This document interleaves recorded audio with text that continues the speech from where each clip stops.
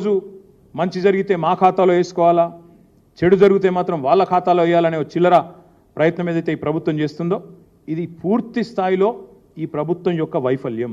ఎందుకంటే 9వ నెల ఈ ప్రభుత్వం వచ్చి 8 నెలలు పూర్తయింది, 9వ నెలలో అడుగుపెట్టారు.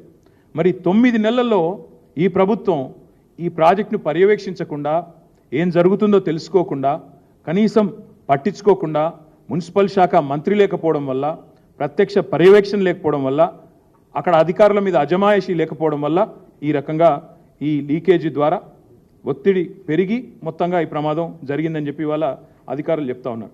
ఒక్క మాట మాత్రం పక్కాగా చెప్పాలా, ఇది 100% this is the failure of the chief minister.